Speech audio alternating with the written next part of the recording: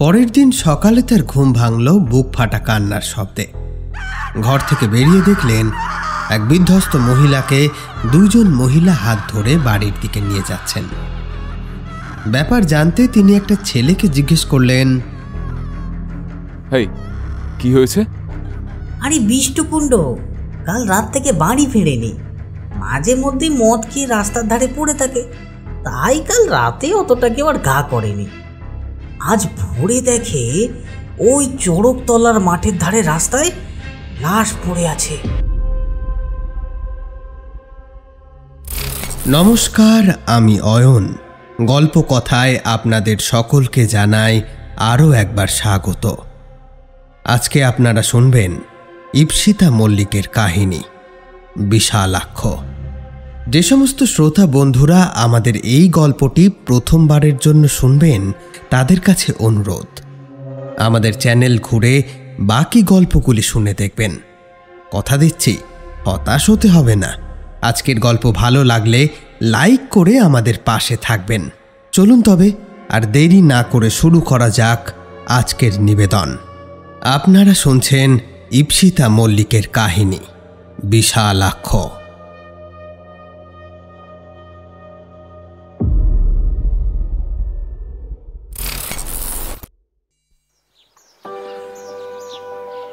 আরে নিবারণ, যে কবে এলি? হ্যাঁ, আরে হরিদা, হ্যাঁ এই যে গো, এই সবে গায়ে ঢুকছি। তা বৌমা কোথায়? সে আসেনি। কেন রে, বাড়িতে সব ঠিক আছে তো? হ্যাঁ, সব ঠিক আছে। বাড়িতে তার বিস্তর কাজ, তাই আসতে পারিনি। তা তোমরা সবাই ভালো আছো তো? হ্যাঁ বাবা, বিশালাক্ষের কৃপায় সবাই ভালোই আছি। আচ্ছা, বেশ বেশ, আসি গো হরিদা। গ্রামের পথে পা দেওয়ার পর থেকেই এমন কত প্রশ্নের জবাব যে নিবারণবাবুকে দিতে হচ্ছে তার কোনো হিসেব নেই। গ্রামের লোকেরা এখনো এতটা সহজ সরল আছে দেখে তিনি মনে মনে খুশি হন। নিজের ছোটবেলার সেই হারিয়ে যাওয়া গ্রামটাকে আবার যেন খুঁজে পান তিনি।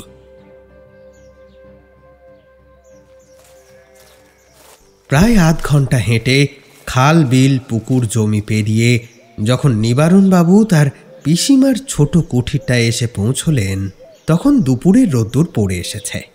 কি গো পিসিমা, কোথায় গেলে? পিসিমা? কে কে? নিবু, আমার নিবু। হাতের ঝাঁটাটা ফেলে 1 বছর 80 বৃদ্ধা ছুটে এলেন তার ভাইপোর গলা জড়িয়ে ধরতে। আয় বাবা আয়। এরপর ফোকলা দাঁতের হাসি, আনন্দ অশ্রু আর কপালে চুমু খেয়ে বৃদ্ধা জানান দিলেন তিনি কতটা উৎফুল্ল হয়েছেন ভাইপোকে দেখে। পিসিমা, এত তো বয়স হলো, এবার আমার সাথে চলো। আর কতদিন একা একা থাকবে এখানে? একা কি রে মুখ পোড়া? হ্যাঁ, এই যে আমার গা ভর্তি ছেলে পেলে আছে, তাদের ফেলে কি করে যাই বল দেখি? তুমি এখনো নিজেকে ওদের মা ভাবা বন্ধ করনি? মনে নেই তোর? আমাকে ঠাট্টা করে কি বলতিস? তুমি অভাগাদের দেবী, সেইভাবেই তো বেঁচে আছি রে বাবা। তা হ্যাঁ রে, বৌমাকে নিয়ে এলি না? না পিসিমা, তুমি যেমন অভাগাদের দেবী, সে তেমনি কচি কাঁচাদের। হ্যাঁ, তা ভালো ভালো। আয় বাবা আয়, বস। আমি হাত ধুয়ে 2টো মুড়ি বাতাসা দিই। হে জিরো। রাত্রিবেলা নিবারণবাবু উঠোনে চোখ বুজে বসে আছেন। গ্রামের পরিবেশের যে নিস্তব্ধতা তা শহরের সাউন্ড প্রুফ ঘরেও বোধহয় পাওয়া যাবে না। পিসিমা রান্নাঘরে নিজের কাজে ব্যস্ত। এত সবকিছুর মধ্যেও নিবারণবাবুর কোথাও একটা যেন অস্বস্তি বোধ হতে লাগল। অনেক ভেবেও যখন সেটার কারণ তিনি খুঁজে পেলেন না, তখন ভাবলেন হয়তো পথের ক্লান্তিতে মনের এমন অবস্থা। একটা সময় চোখ খুলতেই অন্ধকারে তিনি দেখলেন কয়েকটা বাচ্চা ছেলে মেয়ে তাদের বেড়ার ধারে ঘোরাফেরা করছে। বাচ্চাগুলো ঘুরতে ফিরতে তাদের ঘরের দিকে লোলুপ দৃষ্টিতে দেখছে।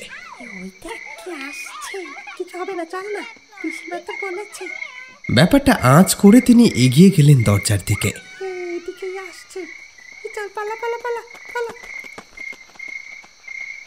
এই শোনো। নিবারণবাবুকে আসতে দেখে সব বাচ্চা পালিয়ে গেলেও একটি ছেলে বয়সে একটু ছোট হওয়াতে পিছিয়ে পড়েছিল। তাকেই তিনি জিজ্ঞেস করলেন, তোমরা এখানে ঘুরে বেড়াচ্ছ কেন? আধো গলায় বাচ্চাটি জানালো, ঠাকুমা আজকে পায়েস দেবে বলেছিল। বাবা, বেশ বেশ, পায়েস তো আমারও ভালো লাগে। যাও, তোমরা বাকি বন্ধুদের ডেকে নিয়ে এসো, বলো আমাকে ভয় পেতে হবে না। ঘাড় নেড়ে বাচ্চাটি চলে গেল। পিসিমার এমন স্বভাব নিবারণের অজানা নয়। গ্রামের কে খেতে পারছে না, কার শীতে গায়ে দেওয়ার কম্বল নেই, সেই খবর একবার পিসিমার কানে উঠলেই হয়। কোথাও না কোথাও থেকে তিনি তাদের জন্য ঠিক বন্দোবস্ত করে দেবেন। আর প্রতিবার কোনো এক দৈব উপায়ে ব্যবস্থাও ঠিক হয়ে যেত।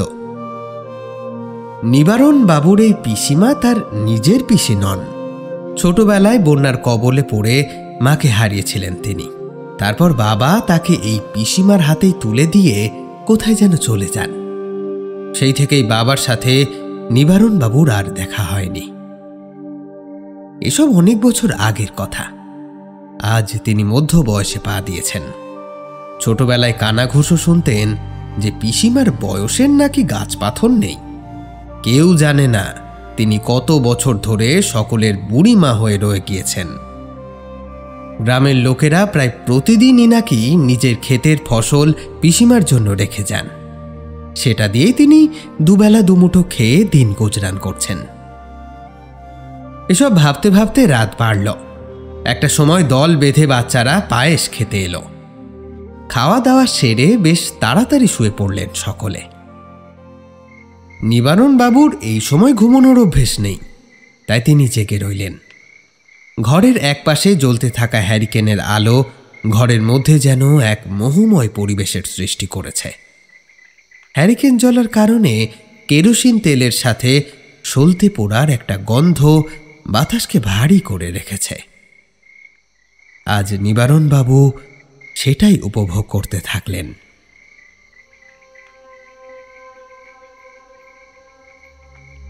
রাত তখন কটা হবে জানা নেই। হঠাৎ নিবারণ বাবুর ঘুম ভাঙল। হ্যারিকেনের আলো ক্ষীণ হয়ে আসায় তিনি হাতঘড়িটা দেখতে পেলেন না।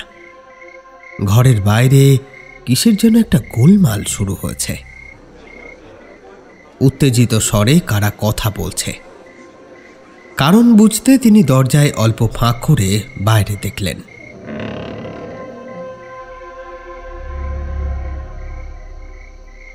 কিন্তু নিশুতি রাতে কোনো জনমানবের চিহ্ন তার চোখে পড়ল না। সন্ধেবেলা হওয়া সেই অস্বস্তিটার কথা আবারও তার মনে পড়ে গেল। মনের দ্বিধা দূর করতে তিনি এবার ধ্যানে বসলেন। তার ইষ্টদেবী কালীকে স্মরণ করে ধ্যানমগ্ন হলেন। তবে ধ্যানে বসে এক গভীর অন্ধকার ছাড়া আর কিছুই দৃষ্টিগোচর হল না। পরের দিন ভোরে গ্রামবাসীদের সমবেত গোলযোগের শব্দে তার ঘুম ভাঙল। বাইরে বেরিয়ে এসে দেখলেন বেশ কিছু গ্রামবাসীর মধ্যে হরি কাকা চিৎকার করে বলে চলেছেন, সর্বনাশ হয়ে গেল, আমাদের গ্রামে এবার মড়ক লাগলো বলে। হরি কাকা, কি হয়েছে গো? নিবু নিবু দেখ না, সর্বনাশ হয়ে গেল রে। আমাদের বিশালাক্ষের যে শিলাখণ্ডটায় পূজা হতো সেটা আর খুঁজে পাওয়া যাচ্ছে না। সে কি গো, কোথায় গেল? কি বলবো তোকে নিবু, বেশ কিছুদিন ধরে শুনছিলাম ওই শিলা নাকি তুলে নিয়ে গিয়ে অন্যত্র মন্দির বানানো হবে। কিন্তু আমরা যারা বহুকাল ধরে এই গ্রামে আছি তারা জানি ওই শিলা ওখান থেকে এক চুল সরালে অনর্থ হয়ে যাবে। অন্যত্র নিয়ে যাবে কেন? এখানে নাকি পার্টি অফিস উঠবে নাকি মদ জুয়ার আসর বসিয়ে গ্রামের মেয়ে বউদের সম্মান নিয়ে ছিনিমিনি খেলা হবে, তা আমি ভালো করেই জানি। আজ যখন বুঝিয়ে পারল না, তখন তখন এইভাবে বিশালাক্ষকে তুলে নিয়ে গেল। শান্ত হও হরি কাকা, সমস্যা যিনি দিয়েছেন সমাধানও তিনিই দেবেন। তোমার আবার কবে আসা হলো? পিছন থেকে তাচ্ছিল্য ভরা কণ্ঠে কেউ প্রশ্নটা ছুড়ে দিল। নিবারণ বাবু ঘুরে দেখলেন বিশালাক্ষ মন্দিরের পুরোহিত রবি চাটুচে। এই তো কাল। আসতে না আসতেই অঘটন। তোমাকে সেই ছোট থেকে সাবধান করে দিয়েছি বাপু, বামুনের ছেলে নাও, গায়ে পইতে নেই, তাও তুমি বামুনের আসনে বসে পুজো করো। ওইসব বুজরুকি তোমার শহরে চলে, গ্রামে ওইসব চলে না।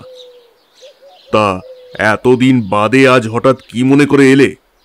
কিছু না, ওই পিসিমার জন্য মন কেমন করছিল তাই।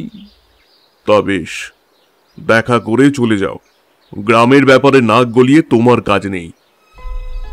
কথা শেষ করে রবি চাটুর্যে হাঁটা দিলেন। নিজেকে কি মনে করে কে জানে।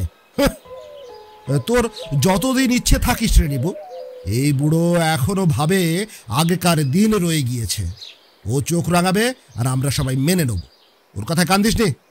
কান দিইনি গো হরি কাকা, কিন্তু গ্রামে হঠাৎ কি যে শুরু হলো সেটার কথাই ভাবছি। কি শুরু হওয়ার কথা বলছিস নিবু? না মানে ওই শিলা চুরি হওয়ার ব্যাপারটাই বলছি। যাগে বাদ দাও, আমি বটতলার দিকে যাই, বুঝলে। আসলে সে যে অন্য কিছু শুরু করার কথা বলছিল সেটা হরি কাকাকে বুঝতে দিল না। হরি কাকার থেকে বিদায় নিয়ে নিবারণবাবু বিশালাক্ষের লিঙ্গ যে গাছের তলায় ছিল সেদিকে হাঁটা দিলেন।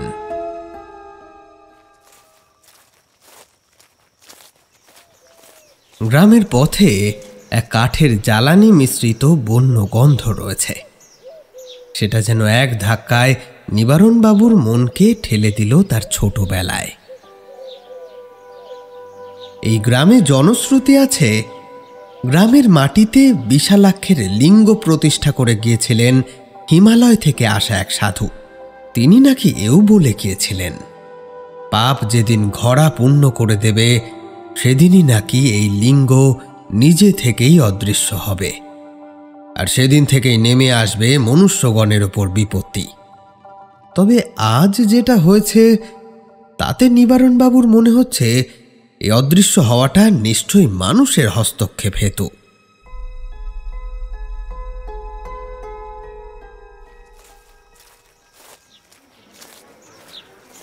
নিবারণবাবু বটতলার কাছে পৌঁছে দেখলেন বটতলার সামনে প্রচুর লোকের জটলা। প্রাচীন বটগাছটা তার শাখা প্রশাখা মেলে এতটাই বিস্তৃত যে গাছের গোড়ার মাটিতে সূর্যের আলো পর্যন্ত পড়ে না। পরিবেশে তাই একটা শীতল ভাব, যেমনটা মন্দিরের গর্ভগৃহে থাকে। এই বটগাছের গোড়াতেই বেদির ওপরে থাকত সেই লিঙ্গ। বিশালাক্ষ আসলে শিবেরই আর এক নাম, বিশালক্ষ, অর্থাৎ যার চোখ বিশাল। এখানে পুজোর নিয়ম কিন্তু অন্যান্য জায়গার তুলনায় ভিন্ন। এখানে বাবার মাথায় জল চড়ানো নিষিদ্ধ ছিল, শুধুমাত্র ফুল আর বেলপাতা সাজিয়ে পুজো করা হতো।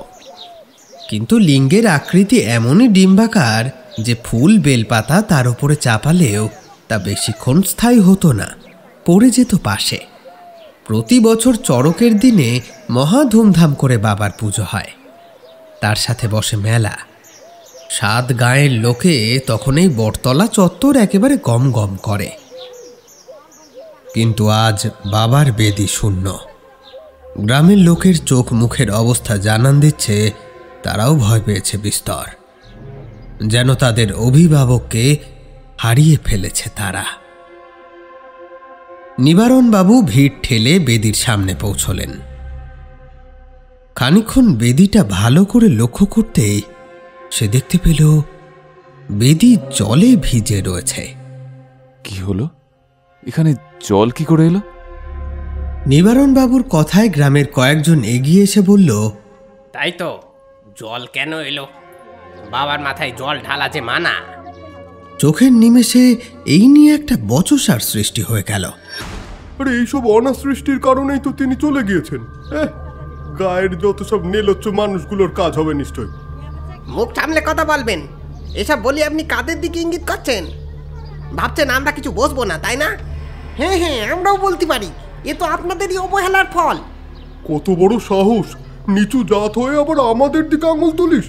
ঠিক বলেছেন কর্তা, এদের গ্রামের থেকে দূর করে বার করে দিতে হবে। এদের জন্যই আজ গ্রামটার এই অবস্থা। গ্রামের তথাকথিত যারা নিজেদেরকে উঁচু জাত বলে ভাবে, তারা দোষারোপ করতে শুরু করলো নিচু জাতেদের। তারাও চুপ থাকলো না। নিবারণবাবু চেষ্টা করেও কাউকে থামাতে পারলেন না। অগত্যা তিনি হতাশগ্রস্ত হয়ে বাড়ি ফিরে এলেন। নিবু, নিবু ফিরলি? হ্যাঁ পিসিমা। যা, চান করে দুটো মুখে দিয়ে নে। সেই সাত সকাল থেকে দাঁতে কিছু না কেটে যে বেরিয়ে গেলি। পিসিমা, তুমি শুনেছো কি হয়েছে? হ্যাঁ রে, তা শুনবো না কেন বাবা? বিশালাক্ষর লিঙ্গটা গেল কোথায় বলো তো? তার ব্যাপ্তি বিশ্ব জুড়ে। কোথাও বসে তিনি সব দেখছেন। দেখলেই ভালো।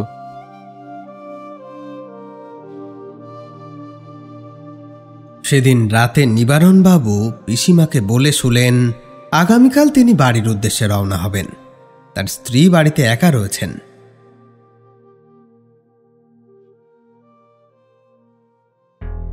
পরের দিন সকালে তার ঘুম ভাঙল বুক ফাটা কান্নার শব্দে। ঘর থেকে বেরিয়ে দেখলেন এক বিধ্বস্ত মহিলাকে দুইজন মহিলা হাত ধরে বাড়ির দিকে নিয়ে যাচ্ছেন। ব্যাপার জানতে তিনি একটা ছেলেকে জিজ্ঞেস করলেন, হেই, কি হয়েছে? আরে বিষ্টুকুণ্ড কাল রাত থেকে বাড়ি ফেরেনি। মাঝে মধ্যে মদ খেয়ে রাস্তার ধারে পড়ে থাকে, তাই কাল রাতে অতটা কেউ আর গা করেনি। আজ ভোরে দেখে ওই চড়কতলার মাঠের ধারে রাস্তায় লাশ পড়ে আছে। শরীরের সব রক্ত আর কি যেন শুষে নিয়েছে। খালি বিষ্টুকুণ্ডর খোলসটা পড়ে আছে। কথাটা শুনে নিবারণবাবু এতটাই হতভম্ব হয়ে গেলেন যে তার মুখ থেকে আর একটিও কথা সরল না। কলকাতায় হাত পা গলা কাটা লাশের কথা তিনি শুনেছেন, কিন্তু এই অস্থি মজ্জার সাথে রক্ত শুষে নেওয়ার ব্যাপারটা এই প্রথম শুনলেন। সেদিনের এই ঘটনার পর তার আর বাড়ি ফেরা হলো না। গ্রামের কারা যেন মিডিয়ার লোকেদেরকে খবর দিয়েছিল। সংবাদ মাধ্যমগুলিতে এই নিয়ে শুরু হলো ব্রেকিং নিউজ। কেউ কেউ মন্তব্য করছে যে এটা নাকি পারফেক্ট ক্রাইম, অপরাধী কোনো ক্লু ছেড়ে যায়নি। পুলিশের তরফ থেকেও তদন্ত চালানো হচ্ছে। তবে নিবারণবাবুর চিন্তা তার পিসিমাকে নিয়ে। তিনি নির্বিকার চিত্তে সব কাজ করে চলেছেন। ভাগ্যিস পিসিমার ঘরে টিভি নেই, না হলে এই বয়সের এক মহিলার মন সংবাদ মাধ্যমে প্রচারিত নানা মতামত শুনে বেজায় বিচলিত হতে পারত। হঠাৎ নিবারণবাবুর মনের অস্বস্তিটার কথা তার মনে পড়ল। তার কারণটাও বোধগম্য হয়েছে এতক্ষণে। কিছু বছর আগেও সন্ধেবেলা পিসিমার বাড়ির উঠোনটা ভর্তি থাকত। কেউ বা পিসিমার সাথে গল্প করতে, কেউ আবার সাহায্য চাইতে আনাগোনা করতেই থাকত। কিন্তু নিবারণবাবু আশাস্তক ওই বাচ্চাগুলোকে ছাড়া আর কাউকে তিনি আসতে দেখেননি। পিসিমা, তোমার কাছে কেউ আসে না? না রে বাবা, আমার দরকার এখন সবার কাছে ফুরিয়েছে। কিন্তু আগে তো এমন ছিল না, কেন হলো এমন? সময় কি সবার এক রকম যায় রে নিবু? দরকার পড়লে ওরা আবার আসবে।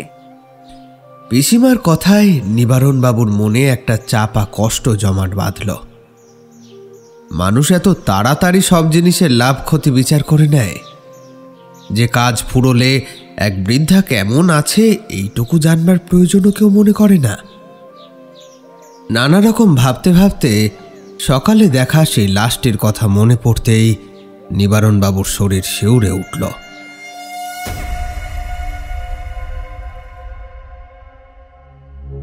শুধু অস্থিমজ্জা নয়, শরীরের অন্ত্রগুলো অবশিষ্ট ছিল না তার।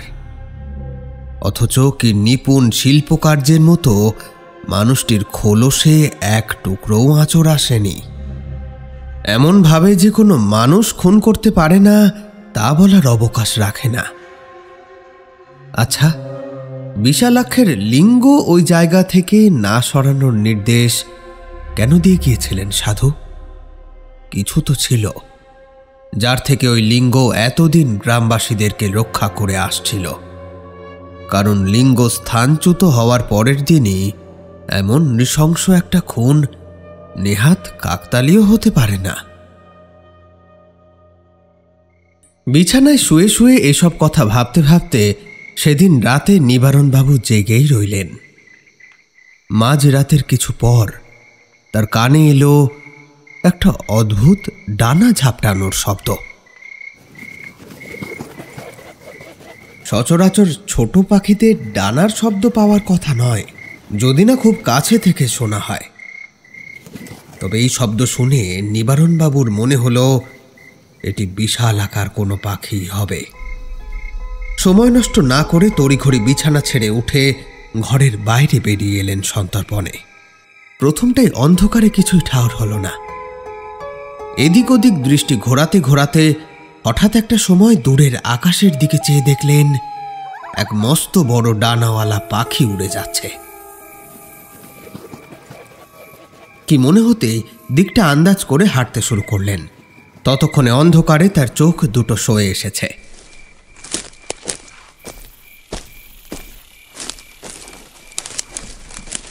হাঁটতে হাঁটতে বাড়ির থেকে অনেকটা দূর তখন তিনি চলে এসেছেন। সেই বিশাল আকার পাখিটাকে আর দেখতে পাচ্ছেন না। নিবারণবাবু যখন ভাবছেন কোন দিকে যাবেন, এমন সময় শুনতে পেলেন একটা আর্ত চিৎকার।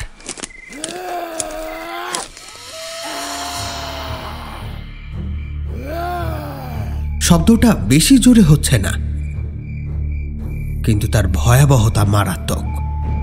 আর সেটা আসছে খুব কাছ থেকেই, পথের পাশের বাগানের ওই ভেতর থেকে। তিনি শব্দ আন্দাজ করে দৌড়ে গেলেন সেদিকে। কিছুটা যেতেই ঘোলাটে একটা হ্যারিকেনের আলো তার চোখে পড়ল। সেই আলোতেই দেখলেন একটা লোক ধরাশায়ী, আর তার খোলা মুখের মধ্যে থেকে কি যেন শুষে নিচ্ছে সেই বিশাল আকার পাখি। আপাত দৃষ্টিতে দেখলে মনে হবে এটি একটা কাক, কিন্তু আশ্চর্য লাগবে এই দেখে যে কাকটির উচ্চতা মানুষের ন্যায়। দুটো বড় ডানা দিয়ে সে ক্রমশ জাপটে চলেছে লোকটাকে। আতঙ্কে খানিকক্ষণ বিহল অবস্থায় দাঁড়িয়ে থেকে হঠাৎ নিবারণবাবুর মুখ থেকে একটা আর্তনাদ বেরিয়ে এলো।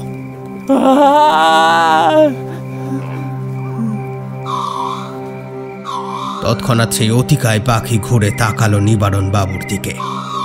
নিবারণবাবু বিস্ময়ে হতবাক হয়ে দেখলেন পাখির মুখটা অবিকল কোনো মানুষের মতো। মানুষের ঠোঁটের বদলে চঞ্চু থাকলে যেমন দেখতে হবে ঠিক তেমন দেখতে। নিবারণবাবুকে দেখা মাত্রই সেই অদ্ভুত জীবটা বিশাল ডানা ঝাপটে আবার উড়ে গেল আকাশে।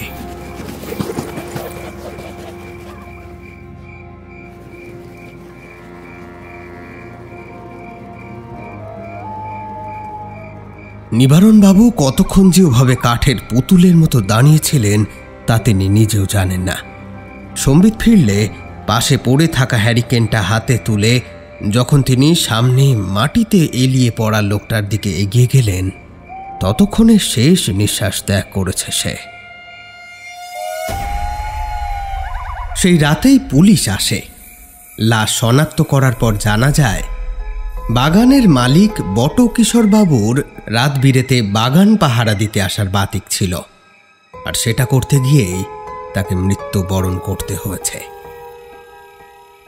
বটকিশোরবাবুর পরিবার শোকগ্রস্ত হয়েই ছিলেন। এর সাথে নিবারণবাবুও পড়লেন মহাবিপদে। তাকে পড়তে হলো পুলিশের জেরার মুখে। তিনি কোনোভাবেই সেই পাখির অস্তিত্ব তাদেরকে বিশ্বাস করাতে পারলেন না। আপনি কি বলছেন আপনার মাথার ঠিক আছে? মানুষের মতো দেখতে কাক, কোন বিজ্ঞান বইতে পেয়েছেন এমন পাখিকে?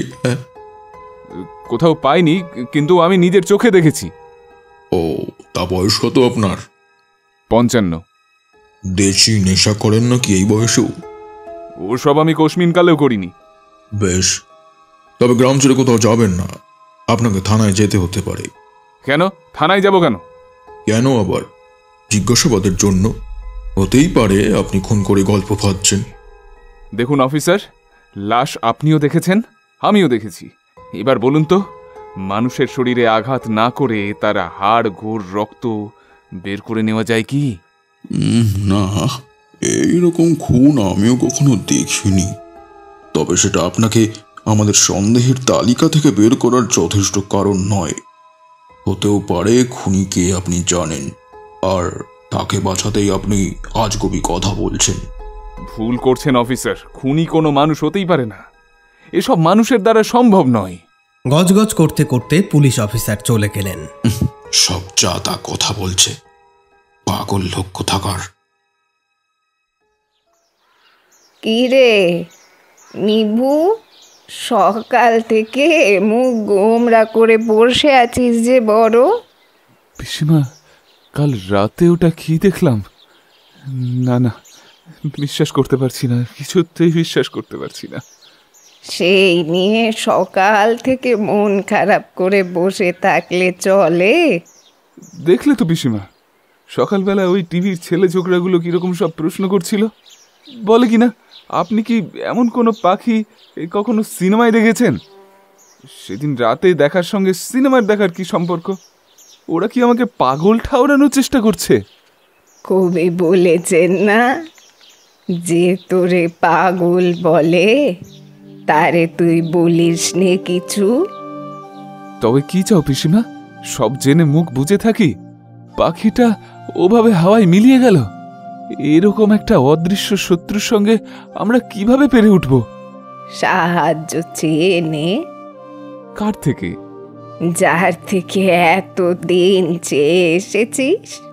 বিশালাক্ষ আজ কোথায় পিসিমা? তাকে যখন সবচাইতে বেশি দরকার তখন তারই দেখা নেই। তার ব্যাপ্তি যে বিশ্ব জুড়ে, সে কি আর এক জায়গায় সীমাবদ্ধ থাকে? তুই ডেকেই দেখ না, যদি কোনো পথ বলে দিতে পারে। আচ্ছা পিসিমা, সেই হিমালয় থেকে আসা সাধু কি এই বিপদের কথাই বলে গিয়েছিল, যা বিশালাক্ষ স্থানচ্যুত হলে আসবে? হ্যাঁ রে বাপ, এটাই সেই বিপদ। সেদিন রাতে নিবারণবাবু আবারও ধ্যানে বসলেন, তবে মন তার সদাই চঞ্চল। কান খাড়া হয়ে থাকলো সেই ডানা ঝাপটানোর শব্দ আবার শুনতে পাওয়ার আশায়। পরের দিন সকালে উঠে তিনি জানতে পারলেন আর কারো প্রাণহানি হয়নি। তবে পুলিশ যেহেতু খুনের কিনারা করতে পারেনি, তাই আবার শুরু হলো জেরা। ইতিমধ্যে নিবারণবাবু আর একটা ব্যাপার লক্ষ্য করলেন। গ্রামের মানুষের মধ্যে বিশালাক্ষের লিঙ্গ ফিরিয়ে আনার জন্য আর কোনো তাগিদই নেই। এই কিছু সময়ের মধ্যেই তারা যেন বিশালাক্ষের কথা ভুলেই গিয়েছে। নিবারণবাবুর মন আরো বেশি করে কু ডাকতে আরম্ভ করল। ওই লিঙ্গ এতদিন ওই স্থানে থেকে কোনো ভয়ানক বিভীষিকার হাত থেকে গ্রামকে বাঁচাচ্ছিল। আজ সে সেখানে নেই।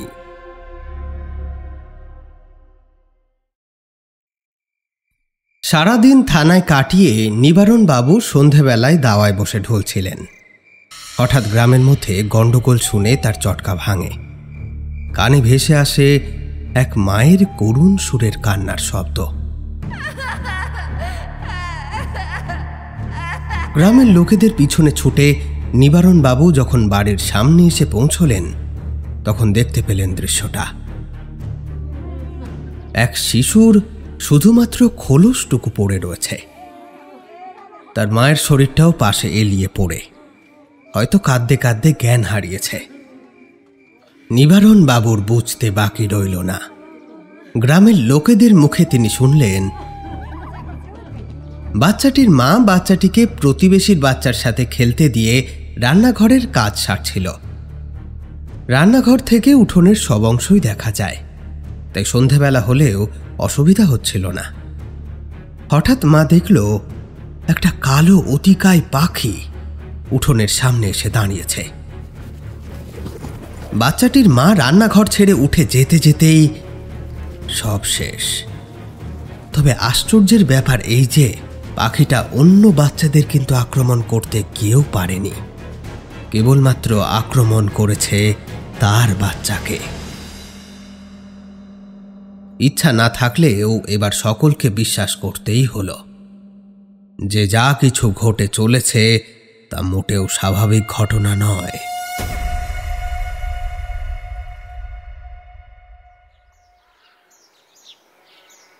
চাটুর্যা মশাই, ও চাটুর্যা মশাই, বাড়ি আছেন? হ্যাঁ আছি। কে রে?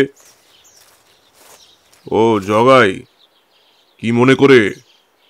এই মানে যোগেনদা পাঠালো, শুনেছেন আপনি? কি ওই সুখেনের বাচ্চাটা মরেছে তো? হ্যাঁ শুনেছি। তা জিনিসটা আপনার কাছে আছে তো? রবি চাটুর্যে সম্মতিসূচক ভঙ্গিতে মাথা নাড়লেন। আসলে যোগেনদা আপনার সাথে কিছু কথা বলবে বলেছিল।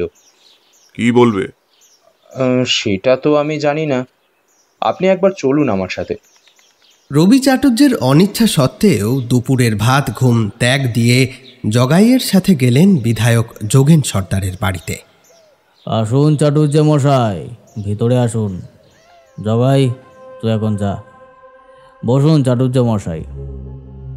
যোগেন সর্দারের বাড়ির উঠোনে চেয়ার পেতে বসলেন তারা দুইজনে। বলুন, কেন আমাকে জরুরি তলব করলেন? হ্যাঁ, জরুরি বটে। আমাদের মনে হয় সমস্ত প্ল্যান ভেস্তে গেল। কেন? গ্রামে কি শুরু হয়েছে? আপনি তো বললেন ওখান থেকে মন্দির সরিয়ে অন্য জায়গায় করলে তেমন কোনো অসুবিধে হবে না। হ্যাঁ, সে তো বলেছিলাম। আপনারা যে জমি বিক্রি করতে চাইছেন। জমি বিক্রির কথা যেন পাঁচ কান না হয়, হলে এর ফল কিন্তু আপনার জন্য ভালো হবে না। সেই বিষয়ে আপনি নিশ্চিন্ত থাকুন, ওরা জানে ওখানে পার্টি অফিস হবে। সে ভালো কথা, কিন্তু আপনি যেন কি সব বলছিলেন, অভিশাপ না কি যেন আছে? হ্যাঁ, সে আছে, সেই নিয়ে আপনার চিন্তা নেই। আপনাদের পরিবার সেই অভিশাপ থেকে মুক্ত। তবে গ্রামের লোকগুলো যে মরছে। ও দু চারটে ছোট লোকের পরিবার মরছে, মরতে দিন না। ওরা রোজ এইভাবে মরতে থাকলে উপর মহল থেকে কত চাপ আসে জানেন না? আজকাল সবই তো সোশ্যাল মিডিয়ার যুগ, কথা ছড়িয়ে পড়তে বেশি সময় লাগে না। আপনি এক কাজ করুন, জিনিসটা আবার সেটার জায়গায় ফিরিয়ে দিন। বেশ, ফিরিয়েই না হয় দেব, কিন্তু মনে রাখবেন ভবিষ্যতে ওই জমি আপনি আর নিতে পারবেন না। গ্রামের লোকের বিশ্বাস দ্বিগুণ বেড়ে উঠবে তাদের ভগবানের ওপর। আরে রাখুন আপনার ভগবান, ওই রকম কত ভগবান এলো আর গেল। পার্টি তো আমি আর এই দুদিন হলো করছি না, সে ল্যাংটা বয়স থেকে তাবর তাবর নেতা নেত্রীদের দেখে আসছি। কত মানুষ ভগবান হলো, আবার ভগবান থেকে ভিখিরি হতেও বেশি সময় লাগলো না। আমি তাহলে উঠি, মেলা কাজ আছে। আপনি সময় করে আপনার দলবল নিয়ে আসুন। সময় আবার কখন? রাত্রিবেলা। সবার চোখের আড়ালে আপনি জিনিসটা নিয়ে আসুন বটগাছতলায়, আমি টিম নিয়ে রেডি থাকবো। কথা না বাড়িয়ে রবি চাটুর্যে হাঁটা লাগালো বাড়ির দিকে। যেদিন থেকে ওই লিঙ্গ চুরির কাজ তাকে দিয়ে করানো হয়েছে, সেদিন থেকেই তার মনটা কুঁ ডাকছে। তবে না করেও উপায় ছিল না। ব্যাপারটা শুধু যে টাকার তেমনটা নয়, সেই সাথে ঘন ঘন হুমকি তো আছেই। প্রথমে তিনি অবশ্য অনেক চেষ্টা করেছিলেন বুঝিয়ে সুঝিয়ে যদি অন্য কোনো জমি বিক্রির জন্য দেওয়া যায়, কিন্তু যোগেন সর্দার নাছোড়বান্দা, নিলে উনি ওই জমিটাই নেবেন। কারণ ওই জমির ধারে কাছে বসতি খুব একটা নেই, সেক্ষেত্রে নাকি তাদের কাজে সুবিধা হবে। যদিও এত জটিল অঙ্ক রবি চাটুর্যে বোঝেন না।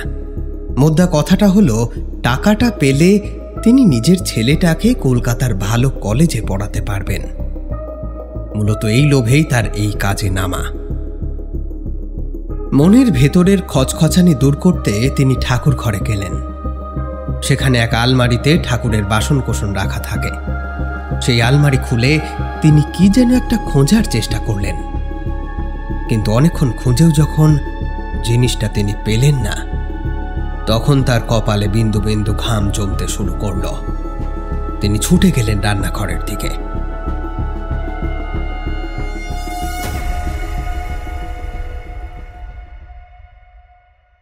পিসিমা, ওরা যে তোমায় চাল দেয় না, তুমি বলনি তো? এই একটা পেট চালাতে আর কত চাল লাগে? চাটুর যে গিন্নির মনটা বড় ভালো, সেই আমাকে ওদের পুজোয় পাওয়া চাল মাঝে মধ্যে দিয়ে যায়। শুধু ভাত খেয়েই কাটিয়ে দাও, আর কিছু খাও না? মায়েদের শুধু ওই ভাতটুকুনি জুটলেই অনেক, বাছারা খেলেই তো আমার খাওয়া।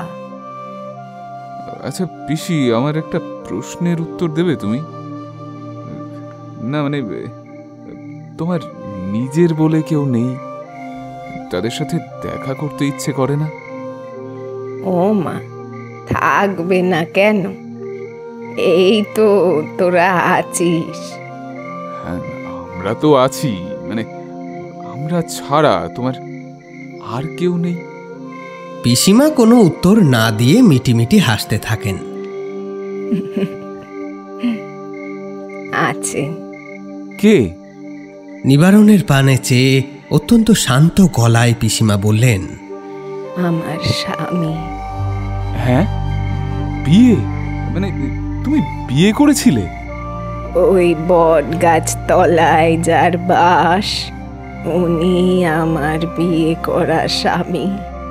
তবে গ্রামের লোক যে বলতো তুমি চিরকুমারী। ভুল কিছু বলেনি ওরা। সেই কোন ছোটবেলায় আমার বাপ গ্রামের লোকের কথায় অতিষ্ঠ হয়ে আমার বিয়ে ওই বট গাছ তলার বিশালাক্ষের সাথে করিয়েছিলেন। কিন্তু আমার স্বামী আর মরল কই ওই গাছতলা ছেড়ে। তার নাকি ওইখানে অনেক কাজ, তাই আমি আমার মতোই এই কুটিরে রয়ে গেলাম। কিন্তু লিঙ্গের সাথে বিয়ে এই প্রথম শুনলাম। হ্যাঁ তো, আমায় যত ছেলেরা দেখতে আসতো, না জানি তারা আমার মধ্যে কি দেখে ভয় পেত। এমন করে দিন গড়াতে থাকে, আর এদিকে আমারও বয়স বাড়তে থাকে। তাই বাধ্য হয়েই বাবা ওই কাজ করেছিলেন। কিন্তু তুমি তো কখনো সিঁথিতে সিঁদুর পরনি।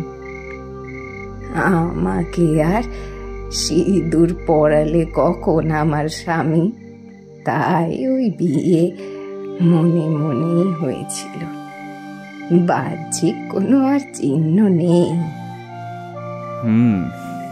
ধন্য তোমার ভক্তি আর প্রেমকে। তুমি আজীবন একজনের প্রতি নিজেকে সমর্পণ করেই কাটিয়ে দিলে, যে কিনা তোমায় নিজের স্ত্রী হবার যোগ্য সম্মানটুকুও দিতে পারল না।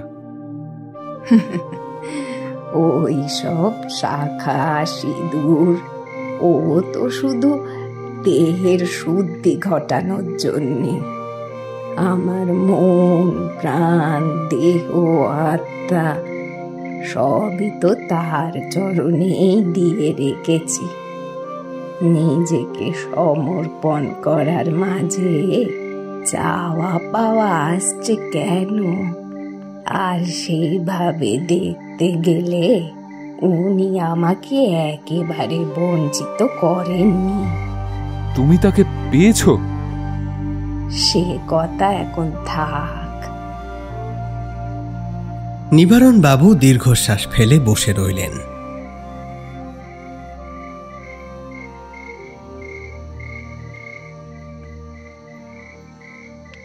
যে বাচ্চা ছেলেটিকে দেখে সেই অতিকায় পাখি পালিয়ে গিয়েছিল, সে নাকি সমাজের চোখে বিস্ময় বালক হয়ে দাঁড়িয়েছে। গ্রামবাসীরা সেই দানব পাখির হাত থেকে বাঁচতে সারা রাত এখন বাড়ির বাইরে মশাল জ্বালিয়ে রাখার সিদ্ধান্ত নিয়েছে। এরই সাথে কিছু ছেলে আবার সেই বিস্ময় বালকের ছবি কাগজে ছাপিয়ে বিক্রিও শুরু করেছে। মনে মনে হাসেন নিবারণ বাবু। মানুষের মন কতটা খেলতে আর খেলাতে ভালোবাসে সেটা যদি কেউ জানত। আসল সমস্যার দিকে কেউ নজরই দিচ্ছে না। আরে কি বলছেন আপনি? একটা পাথরের কি হাত পা গজাবে নাকি যে সে অন্য কোথাও চলে যাবে? গ্রামের মানুষের বিশ্বাস নিয়ে এইভাবে আপনি খেলতে পারেন না। গ্রামের মানুষের বিশ্বাস নিয়ে এত মাথা ব্যথা আপনার কবে থেকে হলো? আগেই তো বলেছিলাম লিঙ্গ ওই জায়গা থেকে সরালে অনর্থ হয়ে যাবে। শুনেছিলেন আমার কথা? এই ব্রাহ্মণ, মুখে মুখে না বেশি চোপা করবি না। ছেলের কলকাতায় পড়ার না 14 গোষ্ঠী উদ্ধার করে দেব। কালকের মধ্যে ওই পাথর আমার চাই। কিভাবে আনবি ওসব আমি জানি না। এখন ফোট এখান থেকে, ফোট। রবি চাটুর্যে ছেলের মুখ চেয়ে শেষের অপমানটা বেমালুম হজম করে নিলেন। আশ্চর্যের ব্যাপার, লিঙ্গটি লোকচক্ষুর আড়ালে আলমারির মধ্যে তিনিই রেখেছিলেন, যার চাবি সবসময় তার কাছেই থাকে। শেষবার ওনার মনে আছে জল বাতাসা দিয়ে তিনি আলমারির চাবি দিয়েছিলেন। তৎসত্ত্বেও সেই লিঙ্গ বন্ধ আলমারির ভেতর থেকে কিভাবে উধাও হতে পারে? আজ গ্রামবাসীরা সকলেই সতর্ক। সন্ধে থেকেই বাড়ির বাচ্চাদেরকে তারা খাইয়ে ঘুম পাড়িয়ে দিয়েছে। সন্ধ্যের শাঁখের আওয়াজ শেষ হওয়ার সাথে সাথেই পুরো গ্রাম নিস্তব্ধ। জায়গায় জায়গায় শুধু মশাল জ্বলছে। ঘড়ির কাঁটা যখন 12টা ছুঁল, হঠাৎ নিবারণবাবু শুনতে পেলেন, নিবু, অনিবু, আমারে নিয়ে চল। নিবারণবাবু চমকে উঠে ধর্মর করে উঠে বসলেন। পিসিমা, কি হয়েছে? কোথায় যাবে তুমি? নিবু, অনিবু, আমাকে আমাকে বট গাছ তলায় নিয়ে চল বাবা। এত রাতে কেন যাবে ওখানে? পিসিমা কোনো উত্তর না দিয়ে ঘরের কোণে রাখা ঠাকুরের সিংহাসনের দিকে এগিয়ে গেলেন।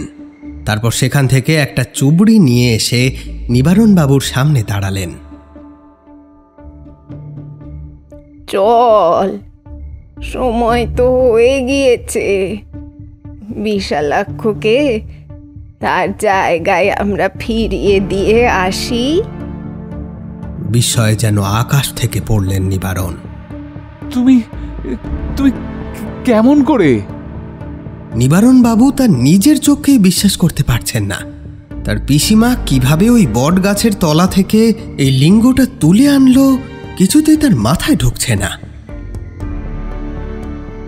কি কি ভাবছিস? আমি চুরি করেছিলাম ওনাকে? নিজের স্বামীকে কেউ কোনোদিন চুরি করে? ওনার ইচ্ছা হয়েছিল উনি আমার কুটিরে আসবেন, তাই তো বলে গেলেন। কি বলে গেলেন? এই যে উনি খুব কষ্টে আছেন রবি চাটুর্যের বাড়িতে। গিয়ে দেখলাম উনি আলমারিতে বন্দি, তাই নিয়ে এলাম। আমার মাথা কেমন গুলিয়ে যাচ্ছে। রবি চাটুর্যে তার বাড়িতে ওনাকে কেন নিয়ে গেছিলেন? তা তুই কি এখানে দাঁড় করিয়ে আমারে শুধু প্রশ্নই করে যাবি, নাকি একটু সাহায্য করবি? হ্যাঁ, কিন্তু এত রাতে তোমাকে যেতে হবে না। আমাকে দাও, আমি ওনাকে রেখে আসছি। আমার জন্য ভয় পাস না, আমাদের কিচ্ছু হবে না।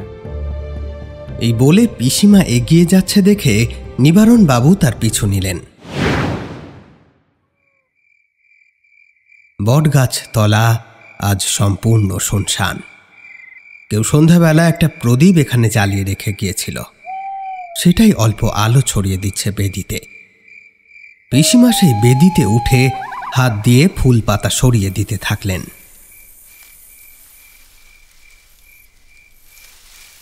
তারপর পরম যত্নে লিঙ্গটিকে নিয়ে বসিয়ে দিলেন যথাস্থানে। এই পুরো সময়টা নিবারণবাবু নিঃশব্দে সবটা দেখছিলেন। তার মনে এখন অনেক প্রশ্নের ভিড়, কিন্তু তার আগে পিসিমাকে নিয়ে বাড়ি পৌঁছাতে হবে। যদি কেউ দেখে ফেলে ব্যাপারটা, তাহলে এক মহা অনর্থ ঘটতে পারে। পিসিমার ওপর নানা রকম চাপ সৃষ্টি করতে পারে গ্রামের লোকেরা, চোর অপবাদও দিতে পারে। তাই নিবারণবাবু বললেন, পিসিমা চলো এবার ফিরে যাই। না রে নিবু, আর কুটিরে ফিরবো না। আমার দরকার এখন ফুরিয়েছে ওখানে। কি বলছো পিসিমা? তোমার কাছে গ্রামের লোক?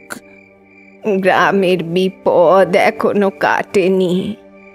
যে অভিশাপ থেকে তোর বাবা আমাদের এতদিন বাঁচিয়েছিল, সেই অভিশাপ এখনো আমাদের সাথে রয়েছে, বুঝলি?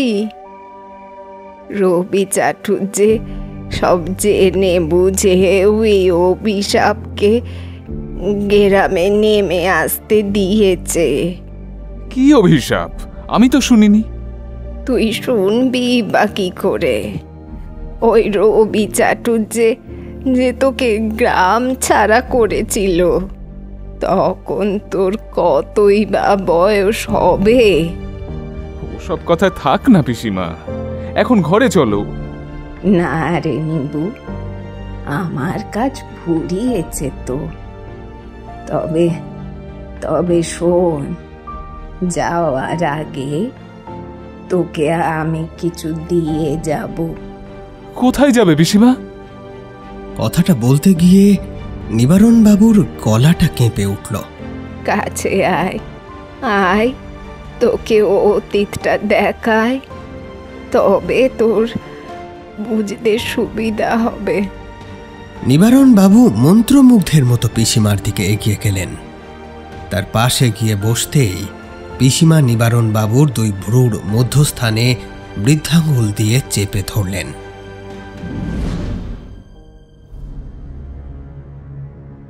হঠাৎ যেন নিবারণবাবুর শরীরে কি একটা হলো।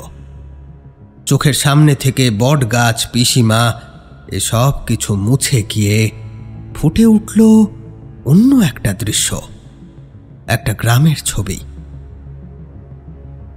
নিবারণবাবু নিজেকে খুঁজে পেলেন এক কোমর সমান জলের মাঝে। চারপাশ থেকে শ্যাওলার গন্ধ ভেসে আসছে, পা গেঁথে যাচ্ছে পচা কাদায়। তারই মধ্যে দেখলেন এক বৃদ্ধা বাড়ির দরজায় দরজায় কড়া নেড়ে বেড়াচ্ছেন, কিন্তু কেউ দরজা খুলছে না। বৃদ্ধার মাথায় উস্কো খুস্কো সাদা চুল, পরনে একটা ময়লা শাড়ি। তার চোখ মুখের ভঙ্গি দেখে মনে হচ্ছে সে যেন মহা বিপদে পড়েছে। বেশ কিছুক্ষণ একটা বাড়ির দরজায় ধাক্কা দেওয়ার পর দেখা গেল ঘরের দরজাটা খুলে যাচ্ছে। বেরিয়ে এলো এক মধ্যবয়স্ক যুবক। আর বেরিয়ে এসে মুখটাকে যথাসম্ভব কুৎসিত করে সে বলে উঠল, এই এই কি চাও তুমি? হ্যাঁ, কি চাও? গোটা পরিবারটাকে তো খেলে, তন্ত্র মন্ত্র জাদুটনা করে, এবার নাতিটাকেও খাও। এই অবস্থায় তোমায় কে সাহায্য করবে? হ্যাঁ, কে করবে? যাও যাও, ওসব সাহায্য করতে পারবো না। এটা শুনে সে বৃদ্ধা পাগলের মতো কাঁদতে থাকলেন।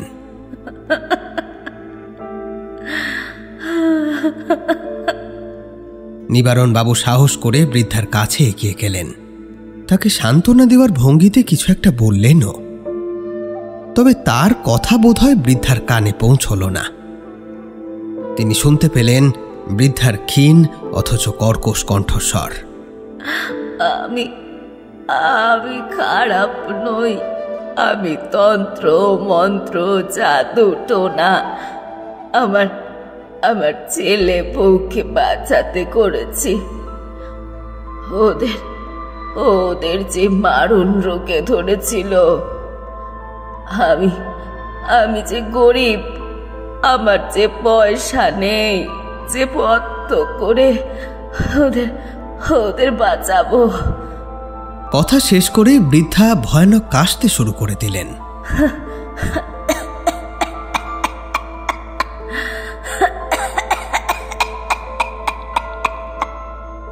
কাশতে কাশতে তার মুখ দিয়ে রক্ত উঠে এলো। ততক্ষণে বাড়ির ভেতর থেকে বাড়ির গিন্নিও বেরিয়ে এসেছিল। এবার সেই মুখ বেজার করে বলে উঠল, মূলো যা, বুড়ি মরেও মরে না।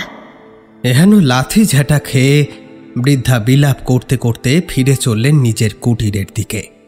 নবারুণও তার পিছু নিল। কিছুক্ষণ হাঁটার পর তিনি যে স্থানে এসে দাঁড়ালেন, জায়গাটা বড্ড চেনা চেনা ঠেকল তার। কিন্তু সেই মুহূর্তে কিছুতেই মনে করে উঠতে পারলেন না। দেখলেন সামনেই একটা চাল খসে পড়া ঘরে ঢুকে বৃদ্ধা কাঁদতে শুরু করে দিয়েছেন। পায়ে পায়ে এগিয়ে গিয়ে ঘরের মধ্যে প্রবেশ করলেন নিবারণ বাবু। ঘরের ভেতর বিছানায় শুয়ে আছে মৃতপ্রায় এক বালক। পরনে তার শুধু একটা ধুতি, আর ধুতির জায়গায় জায়গায় রক্তের ছাপ লেগে রয়েছে। নিবারণ বাবু তাদের কাছে গিয়ে কিছু একটা বলতে যাচ্ছিলেন, আর ঠিক তখনই তিনি বুঝতে পারলেন যে এই দৃশ্যে উপস্থিত বাকি চরিত্ররা কেউ তাকে অনুভব করতে পারছে না। তিনি যেন এক অন্য জগতে চলে এসেছেন। এখানে সে স্থূল দেহ বহন করে আসেননি, এসেছে কেবল তার সূক্ষ্ম দেহটা। চারপাশে দৃষ্টি ঘোরাতেই আবারও জায়গাটা তার বড্ড চেনা লাগল, কিন্তু এর কারণটা তখনও তিনি ধরতে পারেননি। পুনরায় সামনে দৃষ্টি ঘোরালেন। মৃতপ্রায় বালকটি সম্ভবতই বৃদ্ধার নাতি। বলতে অবকাশ রাখে না যে মারণ রোগ এই বালকের শরীরেও বাসা বেঁধেছে, সেই একই রোগ যা বৃদ্ধার শরীরেও রয়েছে। আর হয়তো এই একই রোগ তার ছেলে বৌমাকেও কেড়ে নিয়েছে। হঠাৎ নিবারণবাবু লক্ষ্য করলেন চারিদিক থেকে অজস্র কাক উড়ে এসে বাড়ির চারপাশের গাছপালায় বসতে আরম্ভ করেছে। তাদের চোখগুলো বড় অদ্ভুত, কেমন যেন আগুনের গোলার মতো জ্বলছে। চুপচাপ শান্ত হয়ে বসে আছে তারা গাছের ডালে। কাকের মতো এমন চঞ্চল পাখি কিভাবে এত শান্ত হয়ে বসে থাকতে পারে? এসবই যখন ভাবছেন নিবারণবাবু, ঠিক সেই সময় দেখলেন বৃদ্ধা ঘরের বাইরে বেরিয়ে এসে দুহাত উন্মোচিত করে চিৎকার করে বলছেন, যা, নিয়ে যা, আমার বংশের প্রদীপকে নিয়ে যা, এক টুকরো ফেলে রাখিস না, আর তার বদলে দিয়ে যা তোদের ক্ষমতা। আমি মরতে চাই না, আমি মরতে চাই না, আমি বাঁচতে চাই, আমি বাঁচতে চাই। যারা যারা আজ আমায় সাহায্য না করে ফিরিয়ে দিয়েছে, তাদের বংশের প্রদীপকেও আমি বাঁচতে দেব না।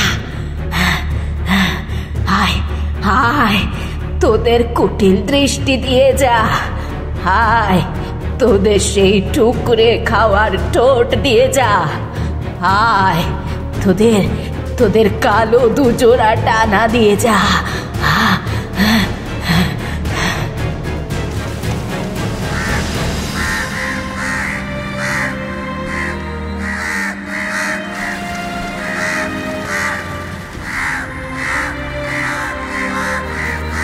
এবার শান্ত হয়ে বসে থাকা কাকগুলো চঞ্চল হয়ে উঠল। প্রথমে তারা বৃদ্ধার ঘরের চারপাশে জটলা করে উড়ে বেড়ালো।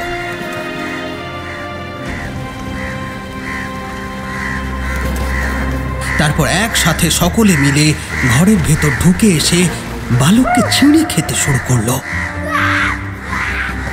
সেই বালকের তখনও বুঝি ধরে প্রাণ ছিল। সে যন্ত্রণায় তীক্ষ্ণ চিৎকার করে উঠল।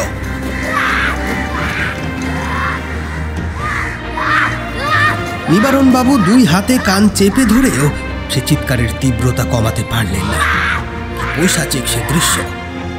বৃদ্ধা ততক্ষণে নিজের মানসিক স্থিতিশীলতা সম্পূর্ণ হারিয়েছেন। তার নাতির কান্নার শব্দ ছাপিয়ে যে আর একটা শব্দ ভেসে এলো, সেটা হলো সেই বৃদ্ধার গগন বিদারক হাসির শব্দ।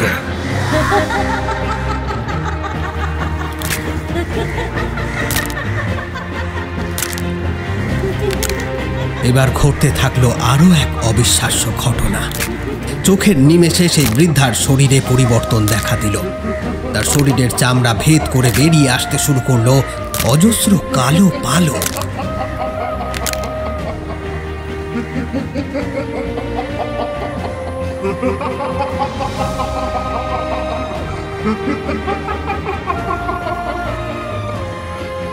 পায়ের পাতা পরিবর্তিত হয়ে এলো সরু সরু ধারালো নখযুক্ত আঙুল, আর সব শেষে দেখা দিল একজোড়া ডানা আর ঠোঁট। একে চিনতে নিবারণ বাবুর এতটুকু অসুবিধা হলো না। তাহলে এই কারণে প্রথমবার দেখে তার মনে হয়েছিল সেই অতিকায় পাখিটির মানুষের মুখের সাথে খুব মিল। হঠাৎ নিবারণ বাবুর চোখের সামনে অন্ধকার নেমে এলো। পরক্ষণে যখন আবার দৃশ্যপটে আলো ফিরল, তখন তিনি দেখলেন তিনি এক অন্য স্থানে দাঁড়িয়ে। চারপাশে কত মানুষের জটলা, আর সেই ভিড়ে মিশে যেতে যেতে তিনি দেখছেন এক সাধু চোখ বুজে ধ্যান করে চলেছেন। তার সারা শরীরে ভস্ম লেপন করা।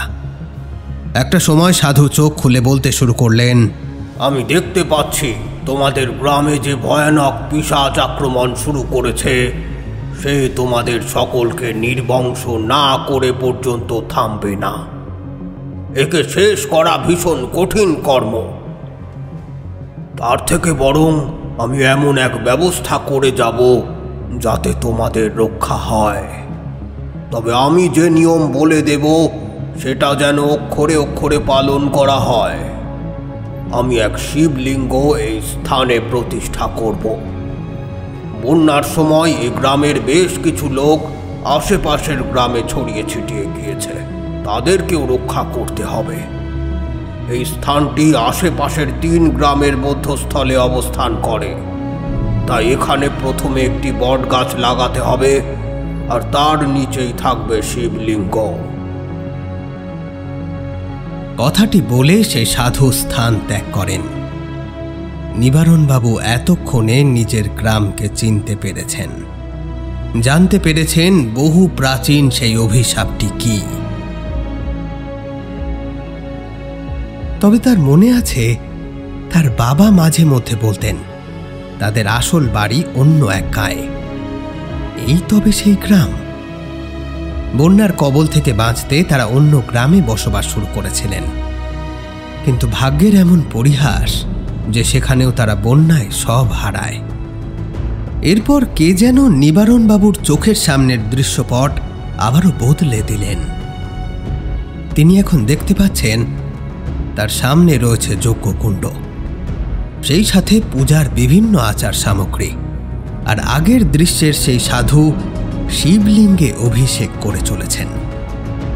অভিষেক শেষ করে যখন যজ্ঞ শুরু হলো, তখন নিবারণবাবুর গায়ে কাঁটা দিতে শুরু করল। যজ্ঞের আগুন যত তীব্র হলো, ততই তিনি দেখতে পেলেন দেবাদিদেব মহাদেবের সদাশিব মূর্তি। চক্ষু মুদিত, ওষ্ঠে স্বল্প হাস্য, ধ্যানরত এক মহাযোগী। এবার তার চোখ গেল সেই লিঙ্গের দিকে।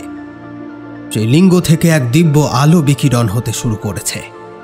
সেই আলো পরিব্যাপ্ত হচ্ছে সমগ্র আকাশ জুড়ে। আকাশে শুরু হয়েছে আরো এক আলোর খেলা। এ যেন একের সাথে মিশে যাচ্ছে অনেক, আর তৈরি হচ্ছে এক বলয়, রক্ষা বলয়। নিবারণবাবুর অজান্তেই তার সূক্ষ্ম শরীরের চোখ থেকে কখন যেন জল পড়তে শুরু করেছে।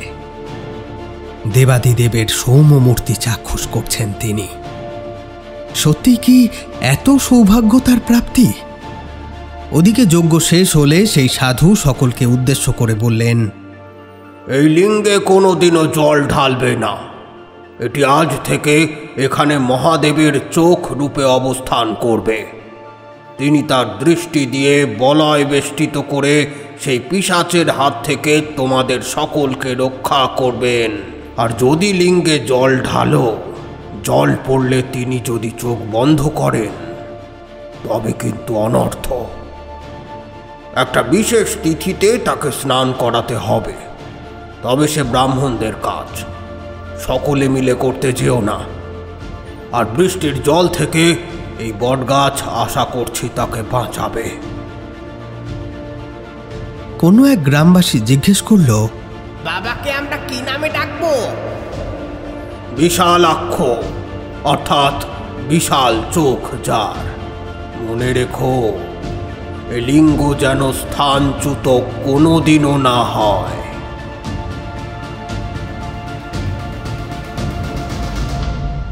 এই সময় একটা ক্ষীণ কণ্ঠ দূর থেকে ভেসে এলো নিবারণ বাবুর কানে।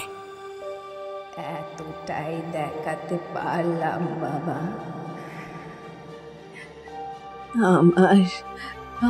আমার সময় যে ফুরিয়ে এলো। ভালো থাকিস। পুনরায় দৃশ্যপটে নেমে এলো অন্ধকার। ধীরে ধীরে এবার নিবারণবাবু চোখ খুলে দেখলেন পিসিমা ঢলে পড়ছেন। নিবারণবাবু তাকে নিজের কোলের মধ্যে ধরে নিলেন। পিসিমার চোখ অর্ধমুদিত হয়ে এসেছে। পিসিমা, আমাকে ছেড়ে তুমি চলে যাচ্ছ? এর উত্তর আর পিসিমার নিজে মুখে দেওয়ার ক্ষমতা হল না। তিনি কেবল ডান হাত তুলে নিবারণের মাথায় রাখলেন। নিবারণ পিসিমাকে কোলে নিয়েই বসে পড়লেন মাটিতে। দীর্ঘশ্বাস ছেড়ে বললেন, বেশ, এসো তবে। হে ভোলা মহেশ্বর, হে দেবাদিদেব মহাদেব, হে বিশালাক্ষ, আপনার স্ত্রীর পরবর্তী যাত্রায় তাকে সাহায্য করুন মহাদেব, তাকে সাহায্য করুন। পিসিমা। কথা শেষ করে নিবারণবাবু কান্নায় ভেঙে পড়লেন। পিসিমা।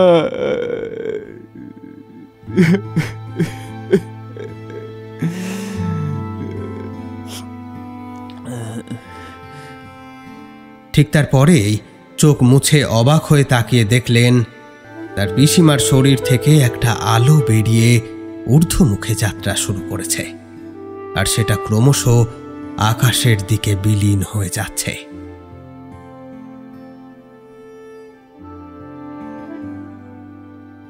এরপর কটা দিন গ্রামবাসী বিশালাক্ষকে ফিরে পেয়ে উৎসবে মেতে থাকল। নিবারণবাবু তার পিসিমার সৎকার করেছেন, কিন্তু কিছু প্রশ্নের উত্তর তার এখনো পাওয়া বাকি। সেটাই তাকে ভাবাচ্ছে। সেই বাড়িটা যেখানে সেই বৃদ্ধা মহিলা তার নাতিকে নিয়ে থাকত, সেটা যেন নিবারণ বাবুকে বড় টানছে। জায়গাটা গ্রামের ঠিক কোন দিকে সেটা ঠাউর করতে পারছেন না। কদিন ধরে গ্রামের রাস্তায় ইতিউতি হেঁটে তিনি জায়গাটা খোঁজার চেষ্টা করছেন। মনে করার চেষ্টা করছেন গ্রামের ঠিক কোন জায়গাটা তিনি সেই দিন দেখেছিলেন। এমনই একদিন দেখলেন গ্রাম্য শিশুদের দল একসাথে খেলছে। তার মধ্যে সেদিনের সেই বাচ্চাটিকে দেখতে পেলেন তিনি, যে পায়েস খেতে এসেছিল। গলা তুলে তাকে ডাক দিলেন, এই শোনো। বাচ্চাটি খেলা ছেড়ে উঠে আসতে তিনি জিজ্ঞেস করলেন, তোমরা কি প্রায় যেতে ঠাকুমার কাছে? হ্যাঁ, যেতাম তো।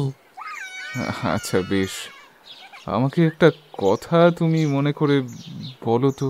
মানে সেদিন যে তোমরা পায়েস খেতে গেলে, সেদিন কাকে কাকে ঠাকুমা পায়েস খেতে বলেছিল? সবাইকে। আর সবাই কি এসেছিল? না, আসেনি। কে কে আসেনি? ওই কাকটা, তাকে খেয়ে নিয়েছে। কাকে? ওই তো আমাদের বাড়িতে থাকতো ভোলাই।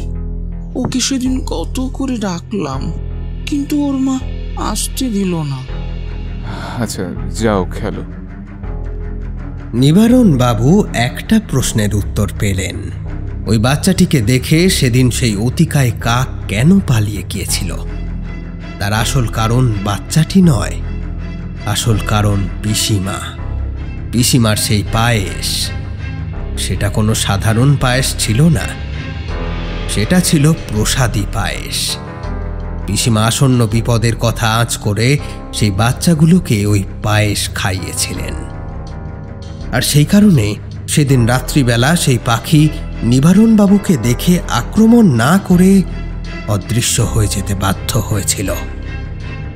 এত কিছু ভাবতে ভাবতে নিবারণবাবু ঠিক কোন রাস্তা দিয়ে যে হেঁটেছেন তার মনে নেই। তবে তার সম্বিত ফিরলে তিনি দেখলেন সামনে একটা ভাঙাচোরা কুঠির।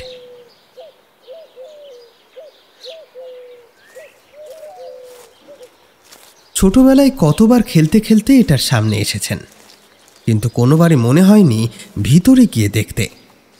আজ কেন যেন ভীষণ ইচ্ছে জাগলো তার, ভিতরটা আজ একবার দেখা উচিত। কে জানে ওখানে হয়তো বাকি প্রশ্নের উত্তর লুকিয়ে রয়েছে। এই ভেবে তিনি কুঠিরের ভেতরের দিকে এগোলেন।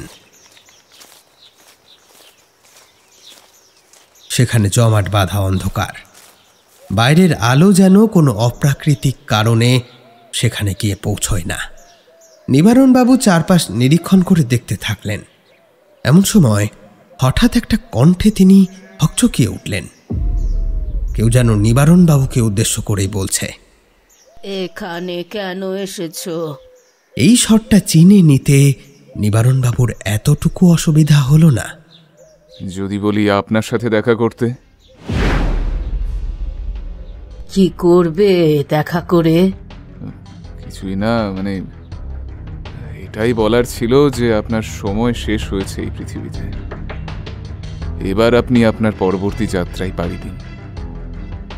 অনেকক্ষণ কোনো কথা নেই। ক্ষীণ কণ্ঠের করুণ কান্নার শব্দ ভেসে এলো।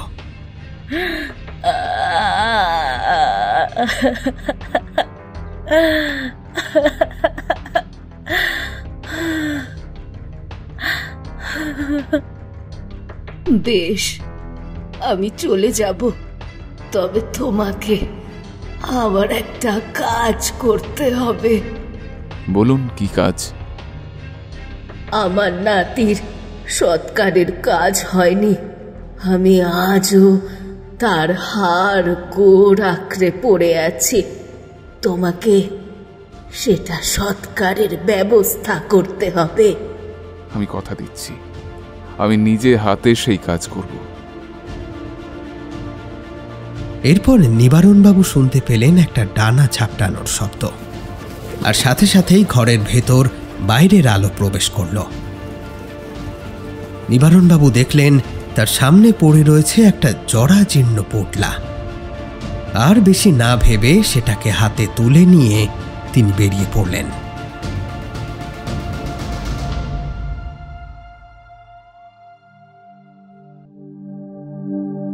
নিবারণবাবু যথাসময়ে দুটি শ্রাদ্ধ করলেন, একটি তার পিসিমার জন্য, অন্যটি সেই বৃদ্ধার হতভাগ্য নাতিটির জন্য। জীবনের শেষ দিনটায় সে অনেক কষ্ট পেয়ে পিশাচের হাতে মৃত্যুবরণ করে। তাই শ্রাদ্ধের শেষে নিবারণবাবু তাকে দেখতে পান। হাসি মুখে সে বিদায় জানাচ্ছে। নিবারণবাবুকে সাহায্য করতে তার স্ত্রী শরণ্যা দেবী কলকাতা থেকে গ্রামে আসেন। শ্রাদ্ধের কাজ শেষে তারা ব্রাহ্মণ ভোজনের জন্য যাদের নিমন্ত্রণ করেছিলেন তাদের মধ্যে রবি চাটুর্যেও ছিলেন। খাওয়া শেষে সকল ব্রাহ্মণেরা বিদায় নিচ্ছেন। রবি চাটুর্যে নিবারণবাবুকে দেখে বললেন, নিবারণ, আমি জানি তোমার পিসিমা কি করেছেন। গ্রামের লোক হয়তো তাকে ভুলে যেতে পারে, কিন্তু আমি বুঝতে পেরেছি তোমার পিসিমা কোনো সাধারণ মহিলা ছিলেন না। রোজ গভীর রাতে তিনি বটগাছতলায় বিশালাক্ষর কাছে যেতেন। বর্ষা শীত একদিনও এর অন্যথা হয়নি। রাত্রে সেখানে গিয়ে তিনি কথা বলতেন বিশালাক্ষর সাথে। আমার বাবাও এই কথা জানতেন। বাবা বলতেন পিসিমা নাকি ভগবানের অংশ, আমাদের সবার মতো। শুধু পিসিমা হিংসা লোভে জর্জরিত হয়ে সেই কথার অবমাননা করে না কখনো। বেশ কিছুক্ষণ সকলেই চুপ। রবি চাটুর্যে আবার বলে উঠলেন, পারলে আমাকে ক্ষমা করে দিও। তোমাদের গ্রাম ছাড়া করা আমার উচিত হয়নি। তোমরাও তো আমারই মতো ভগবানের সেবা করেছিলে। এবার শরণ্যা দেবী বলে উঠলেন, না না, আপনি এভাবে বলছেন কেন? ভুল মানুষ মাত্রই হয়, আমরা কিছু মনে করিনি। এরপর কিছুক্ষণ এ কথা সে কথা চলার পর রবি চাটুর্যে বিদায় নিলেন। আজ সকাল থেকেই নিবারণ বাবুর মন ভার। আজ তার বিদায় নেওয়ার পালা। শরণ্যা দেবী যেতে যেতে প্রশ্ন করলেন, আবার কবে ফিরে আসব? নিবারণ বাবু খুব শান্তভাবে উত্তর দিলেন, যেদিন বিশালাক্ষ ডেকে পাঠাবেন।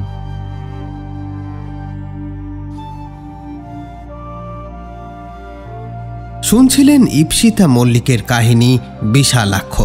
গল্পটি কেমন লাগলো কমেন্ট সেকশনে জানাতে কিন্তু ভুলবেন না। আমাদের গল্প ভালো লাগলে বন্ধু বান্ধব আত্মীয় পরিজনদের সাথে শেয়ার করে নেবেন। যে সমস্ত শ্রোতা বন্ধুরা এখনও আমাদেরকে সাবস্ক্রাইব করেননি তারা দয়া করে সাবস্ক্রাইব করে বেল আইকনটি প্রেস করে দেবেন। আজকের মতো সময় এখানে শেষ হচ্ছে। খুব শীঘ্রই আবার হাজির হব হাড় হিম করা কোনো গল্প নিয়ে। ততক্ষণ সুস্থ থাকুন, শুনতে থাকুন গল্প কথা।